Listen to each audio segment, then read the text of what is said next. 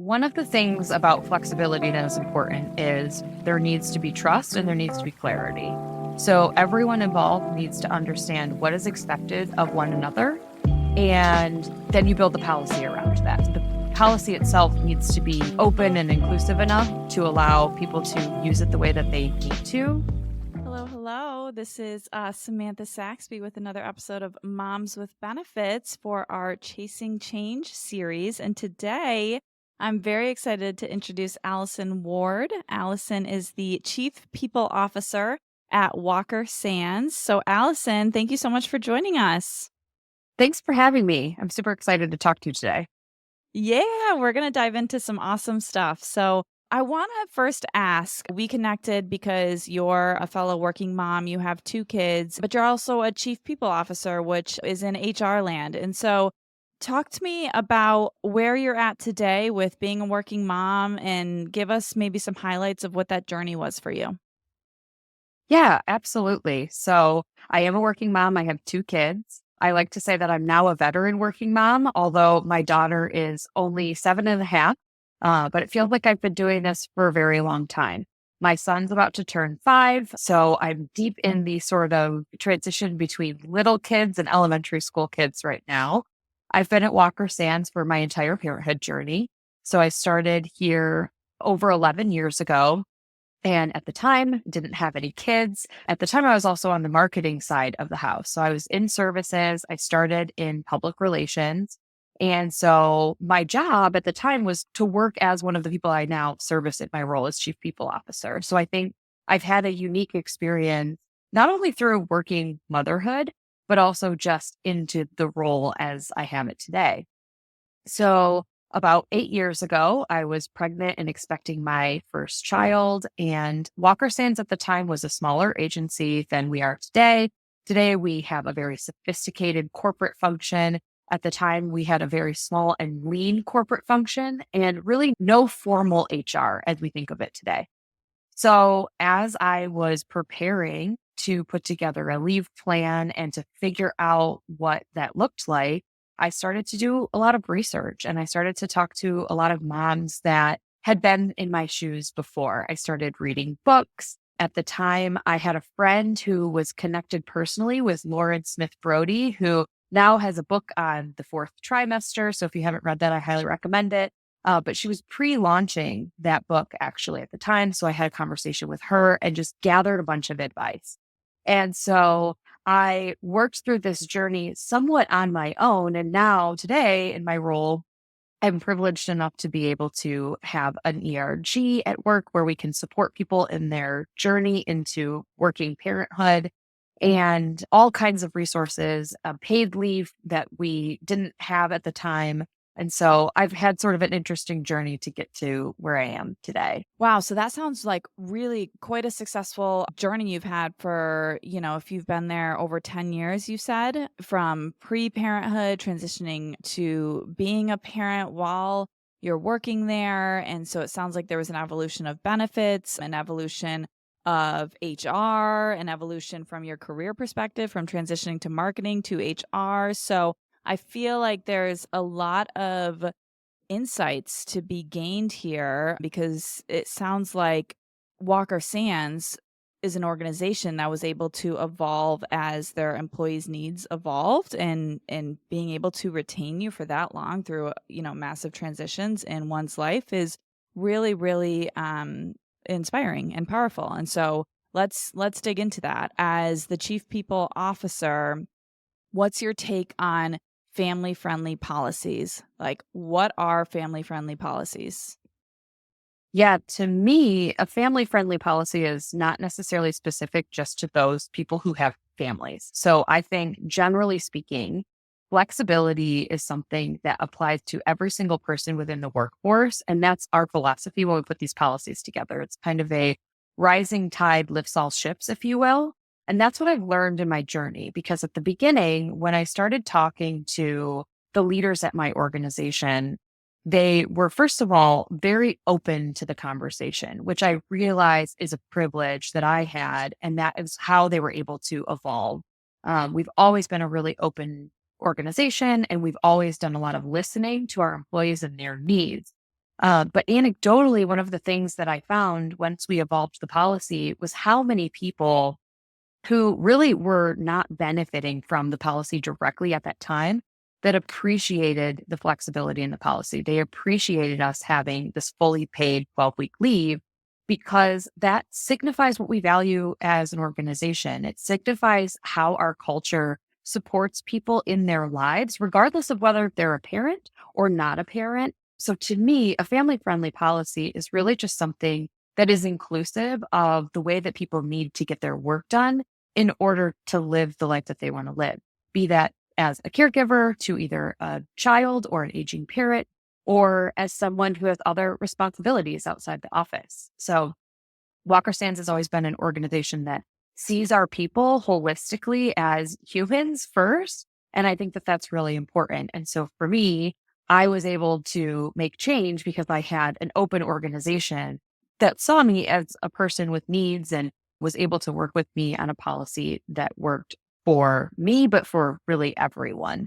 So, yeah, I think it's really important that when we talk about family friendly policies, we use language that's inclusive and doesn't create this parents versus non-parents type of culture, because we want to make sure that people recognize that those benefits really impact all facets of the organization. Yeah, that's an excellent insight. And so flexibility is where your mind went to first. Did you feel that you needed a formal type of policy, communication to incorporate flexibility into your organization? Like there's no line item of a flexible benefit. How do you implement flexibility without there being a flexibility benefit, right? You can either have paid leave or you don't have paid leave. So, how do you go about implementing flexibility? Yeah, that's a good question. I think one of the things about flexibility that is important is, first of all, there needs to be trust and there needs to be clarity. So everyone involved needs to understand what is expected of one another.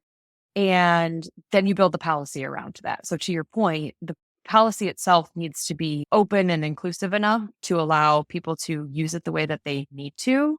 But it has to be built on trust. It needs to be built on clarity and expectation, and then just communication as well. So to use our family leave policy as an example, we provide it to everyone. So on day one, you are provided the ability to use FMLA and to use our paid family leave policy. We don't make you go through this waiting period. That's just not realistic in in my opinion. And it's provided to, we don't use any language around primary or secondary caregivers. It's not gendered language. It's not specific to birthing parents or adoptive parents. It's very inclusive by nature. And that way, the flexibility is built in. So it applies in broad situations. And then there are obviously case by case situations as well, in which we have conversations around that. So we've had people break up the leave in different places because they have a different need. Maybe they have older children or they're supporting a spouse who also is working through their leave.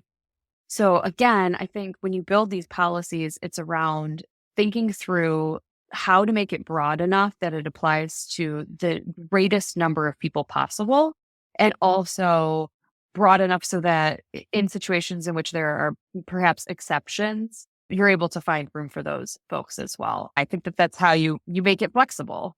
Yeah, no, and inclusive, I think, is the word to incorporate there as well. And point taken on the trust and the clarity. That's a cornerstone of a company's culture that I think is just essential. So, yeah, excellent points. And so, how, in your opinion, does remote work factor into flexibility and with an eye on working moms is our audience for our listeners here at Moms with Benefits? So we're a hybrid workplace, which means that we are usually in the office about 2 days per week. That means that we're remote 3 days per week, which is obviously hugely flexible to the people who are working in our organization. I think we have a lot of parents that take advantage of that flexibility in a way that works for them. That for me personally, my own children, I'm able to drop them off at school on those days. I'm there to be there when the bus drops them off. I obviously have this summer, I have a nanny. So that has provided me even greater flexibility because she's there when my kids wake up and I'm able to start my workday when I need to.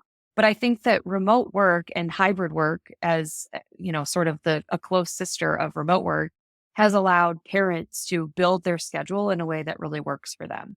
When I started my working parenthood journey, I was in the office 5 days a week. So that looked very, very different. But we had very flexible policies then too. So I was able to make sure that I was in the office during the hours that I had childcare. I think remote work allows everyone, including working parents, to have flexibility to be able to live their life alongside of work, right? Um, Adam Grant talks about two different types of people when it comes to how we work. There's the integrator, which is the person that sort of mixes personal and work together. And then there are segmenters, the people who kind of show up and work 9 to 5 and then close their laptops for the day and don't think about work until the next morning. I think by nature, a lot of our employees are integrators. They sort of mix work and home together. And I think by nature, a lot of parents are that way too. You don't walk into the office and suddenly you're only an employee. You carry your parenthood with you everywhere you go. And so flexible policies allow people to be integrators in a way that works for them. We tell our folks that part of the benefit of being home some of the days during the week is you can let in a contractor if you need to. You can let the dog out when the dog needs to go out. And so those things apply not only, again, to parents, but also to everybody who works in our organization. And remote work and hybrid work is really a facilitator of that. And certainly it's not the only facilitator, but I do think that's accelerated the flexibility that we've seen, especially over the last 4 years after in a sort of post-COVID world. Yeah. Yeah. And so when we think about family friendly policies, I heard flexibility, and that's reflective in a inclusive paid leave policy as well as remote or hybrid work. Are there other large benefits or resources that you would incorporate into family friendly policies? I think there are policies with a capital P, right? These are the things that are in our handbook. These are the rules and regulations that we follow, so to speak. And then there are policies and procedures that are built into our culture. And I think those things are just as important. And so it's not only about what are the policies that you have in your handbook that you're following, but also how are people being received when they take advantage of this flexibility? That's one of the questions that we ask in our engagement survey is do you feel like you can take advantage of these flexible policies that we have without negative repercussion? And that's really important to me that managers are allowing people to have the space that they need, regardless of, again, whether they're parents or not. So, a couple of other things that we've implemented, we have a flexible PTO policy. That essentially means that we trust you to put together your plan to be out of the office and you can take time off, give it as assuming, again, that your expectations are met. So we are very, very clear in what our expectations are. We're very clear in how we need to plan for those things, who we need to talk to on our account teams and our clients to make sure that we have the space to be able to take time off. But the policy is flexible by nature because, again, we put that trust in our employees. So I think that there's the policy part of it. And that's a lot of times where I live. But I also think that our managers and our senior leaders have a lot to do with what does our culture look like and how are we showing up as a flexible culture outside of just the policies that are written down on paper. Yeah, that is super interesting. I mean, we've talked to a lot of moms where the consensus seems to be that there needs to be a system change and a cultural change to be able to allow women to continue to further their career and not have the quote unquote motherhood penalty that gets thrown around. I'm really curious. I heard you say that I'm not sure if you used executive leadership, but leaders at an organization have an opportunity to influence the culture. Do you have examples either of what you think works, like at your own organization, or other examples just as a HR practitioner? Yeah, I think first of all, one of the things that's really important is you talk about the motherhood penalty. And I think it a big part of how moms are able to show up in the workplace is also how the people around them receive them, both before and after their leave. The men in our organization have a big role to play in this as well. And I think we've been lucky because our senior leaders who are men, those that are fathers and those that aren't fathers, they recognize that as well. And they want to make sure that they are making space for moms to transition back into the workplace the way that they need to. I've seen a lot of our dads take advantage of the policy too.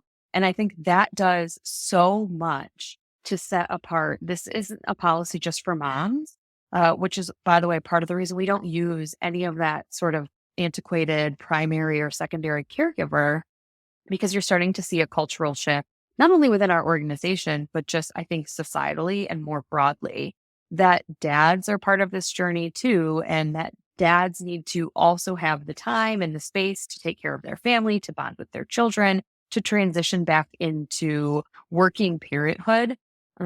We don't often ask dads, how are you a working dad? Like, how do you make that work? It's just not something that societally we ask. And I think that you're starting to see that shift. And so, to your point about mom saying there needs to be a shift in the systems and there needs to be a shift in the culture, frankly, the system stuff is fairly easy. I mean, we can tweak our policies and put them out. It's the culture stuff that's really, really hard. And that takes time. And it takes a lot of people paying attention to it and making sure that it's going well and not just the moms and the receivers of the policy and the users of the policy. It takes really everyone.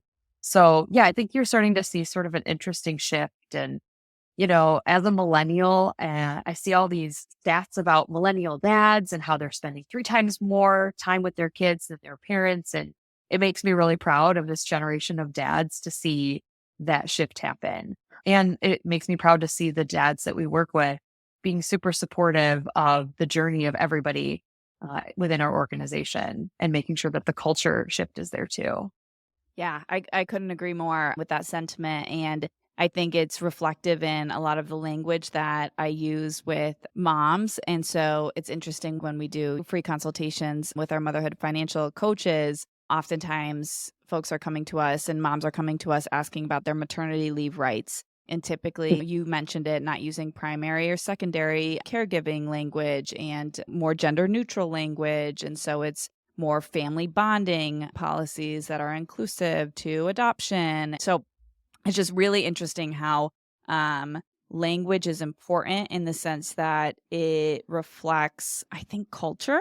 Yeah, I mean, we're a marketing agency, so we very much believe that packaging matters. We very much believe in the branding and the language that you use and making sure that your messaging reflects the sentiment of what you're trying to convey. And so we pay a lot of attention to those types of things when we're writing the policies, but we also pay attention to that in the training of our managers, the training of the people who are going to be supporting folks as they're preparing for leave or returning from leave, because we want to make sure that everybody is being inclusive with the way that they are speaking about a leave or speaking about accommodations that maybe need to be made during the transition period. And whether it's with schedules or physical location or what have you, language definitely matters. As a communications major and graduate, I would say that communications really matters.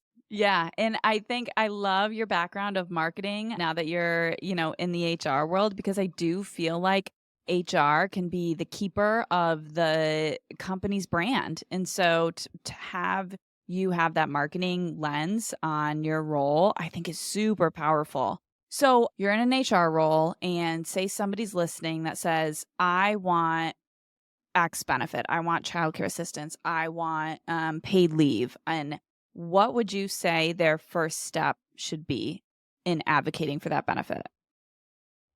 Yeah, that's a great question. And one of the things that, as a kind of a side note, I find interesting, I talk about paid leave a lot on LinkedIn. That's how you and I became connected in the first place. And I have people reach out to me and ask me that question. They ask me for advice. Hey, I'm a mid level manager or I'm XYZ product person. How do I go about making change within my organization? I think that there are several things that I've found to be effective. And certainly every organization is different, every person is different, and every relationship is different. But generally speaking, my advice to people is to, first of all, build community within the organization.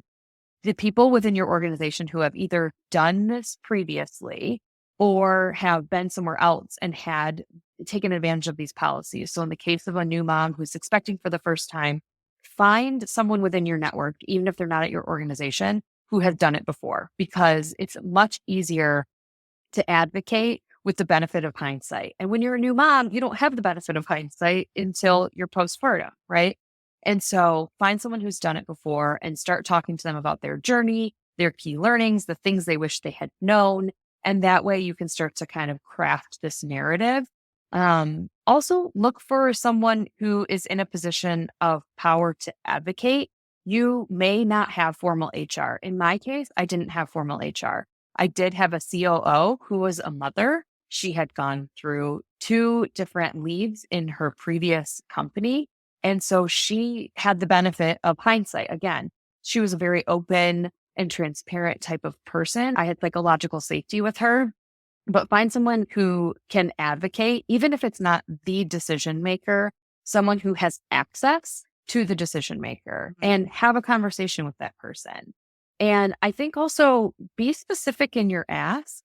I think it's really, really hard for someone to meet you where you're at if you're not specific. If you just say the policy needs to be better, better is very subjective. What does that mean? What needs to be better about it? When I went through the experience of advocating for a different policy, part of my point was it's not just about the policy itself and how many weeks are paid and unpaid. It's also what are the resources we're providing to people who are going out on leaves and their managers so that they can plan for it. What are the resources we're providing people when they come back from leave so that they can re-onboard in a way that's really effective and we can catch them up on everything that's happened that they need to know about and none of the stuff that happened that they don't need to know about.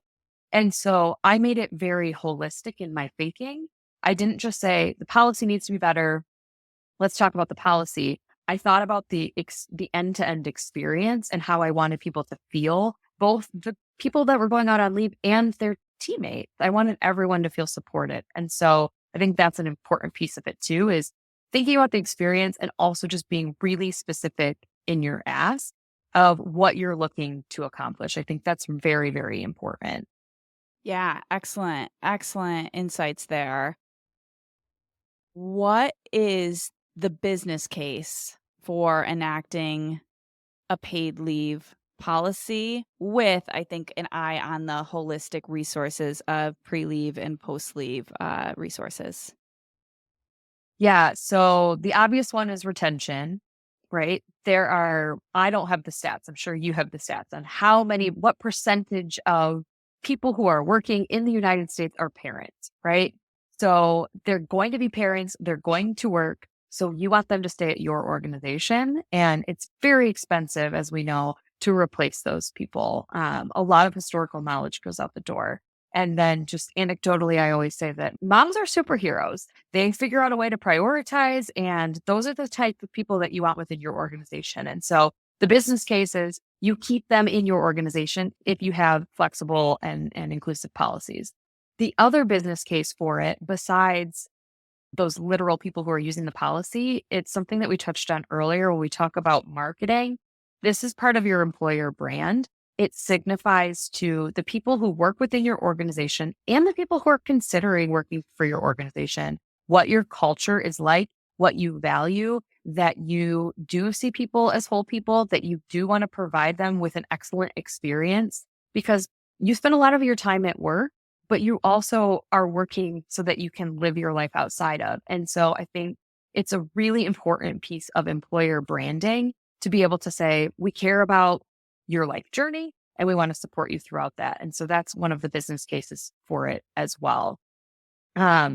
A sort of secondary and surprising benefit that I think I learned throughout my career is that there's also a business case for the folks that surround the people who take advantage of leave.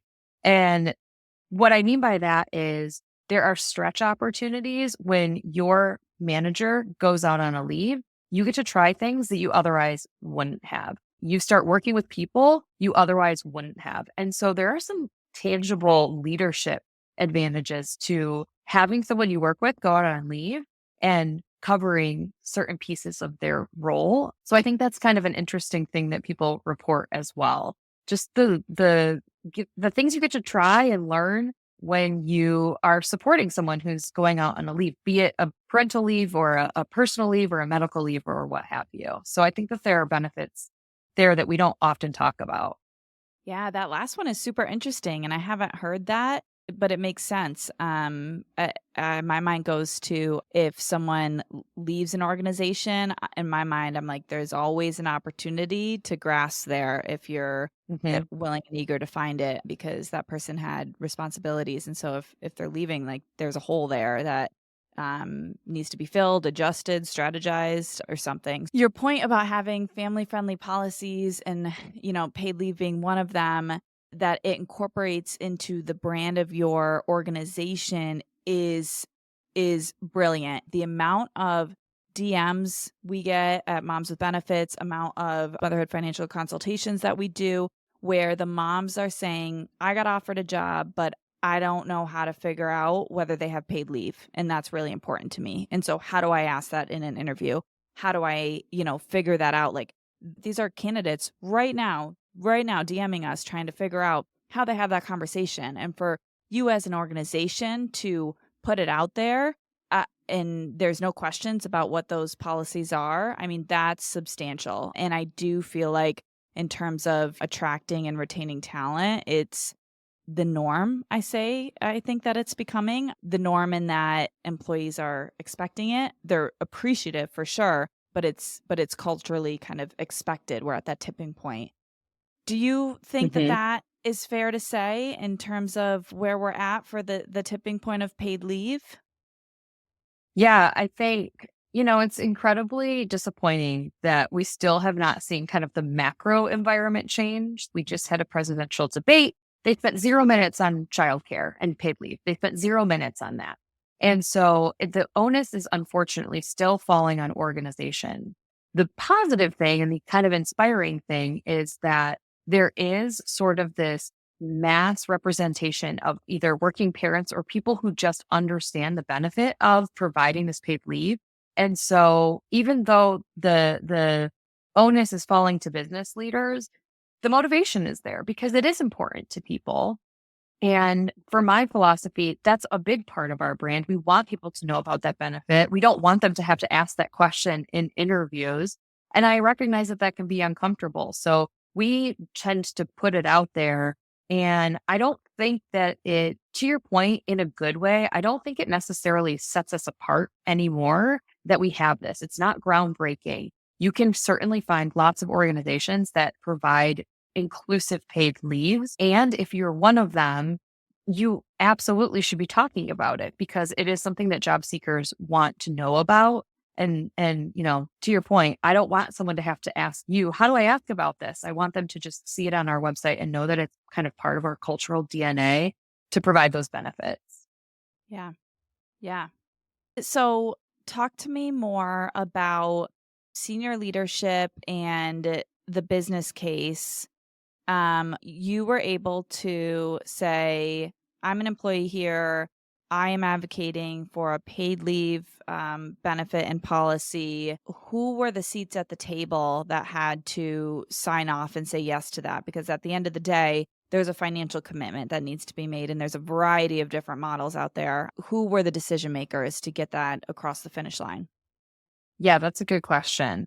So, first of all, one of the advantages that I had is again, two things. One, I had a very open senior leadership team, very focused on the employee experience, very focused on listening and evolving to your point earlier with the needs of its staff. So I had an advantage there and that to me was a privilege to be able to work in that type of organization.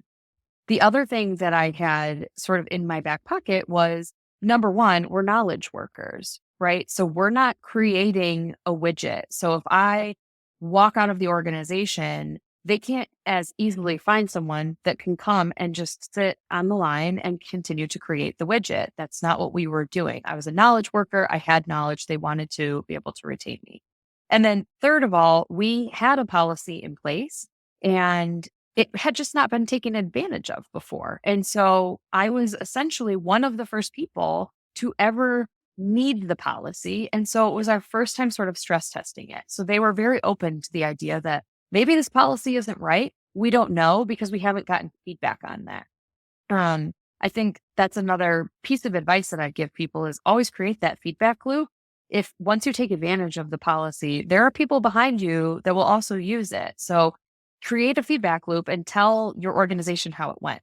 In my case, the decision makers were our senior leadership team. So essentially our CEO, our COO, and our president. Certainly, as the organization evolved, we started to have more formal HR roles. Those were the people who could do sort of the industry research to see what was normative for the industry and could put the actual policy down on paper in a way that made sense and worked for everyone. But in my case, it was direct to senior leadership. Um, I also had psychological safety. I had always been in the type of role where I felt like I had a voice at the organization. And I recognize not everyone is in an organization where they feel empowered and they don't know who to go to in leadership.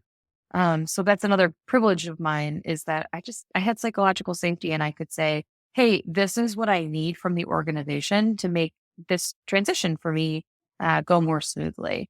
So the decision makers are always going to look a little bit different depending on the size of the organization, the maturity of the organization, the maturity of the function. But in certain cases, you need to know who is ultimately going to be able to sign off on it. And to my point earlier, there are sometimes advocates that aren't the final decision maker that can help you navigate that because it's Mhm. not always obvious who is going to say yes or no to an ask like that. Yep. Yeah. Yeah. It's a great point. There's lots of folks involved. I mean, this is cultural change, it's system change that you're making. It takes a lot of work and a lot of perseverance and a lot of navigating waters. And it's not going to be, approved, signed off, and implemented in one email, right? It's going to be Right. evolving conversations. Yeah. Yeah. It takes time. Awesome. All right. So, anything else that is on your mind about supporting parents in the workplace or any sort of family friendly benefit policies that are on your mind before we sign off here? I think for me, one of the things that has helped me personally in my journey of working parenthood is building a sense of community. I think we talk about that a lot. It takes a village, as the old adage is. But for me, I was able to find other people within my organization who either were parents or were becoming parents. And we have sort of had this grassroots effort to build an ERG. And today it exists as a sort of a community. There's certainly resources that get exchanged from time to time. We will bring in an expert and things of that nature. But more than anything, I think the biggest thing when you are looking to go out on a leave is find the other people who have been there. And so whether that's within your organization or outside of, a sense of community is going to make you feel like, first of all, you're not alone. There have been many people before you who have had children and decided to go back to paid work. There will be many people after you, but I think there is just this sense of camaraderie and building your own community, I think is really important. And that is what has ultimately led to a lot of my job satisfaction is having people that I can connect with that are going through the same struggles, that can vent to me about potty training, that can talk to me about summer camp scheduling and all of those things that you just go through as a working parent. So my advice to everyone is build that community. Again, if it's within your organization, great. And if it's outside of, that's great too. You just need to find the people that you really can rely on and you can have in your corner as your own sort of board of directors as you navigate it. Because it's a lot to navigate and none of us have the answers, but I think, together we kind of figure it out. Yeah, together we are stronger for sure. So, excellent, excellent insight there. Thank you so much, Allison, for joining us and for all the insight and for all the work I think in the movement forward you've been able to enact for parents and every employee at your organization and everybody else that I'm sure you've inspired along the way. So really, really appreciate you sharing a little bit about your journey today with us. Thanks for having me. This was a great conversation, and I really appreciate the opportunity.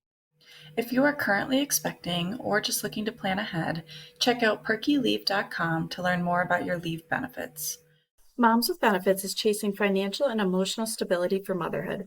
If you've resonated with any of the stories from our moms, we'd love for you to give us a rating and quick review to help spread the word.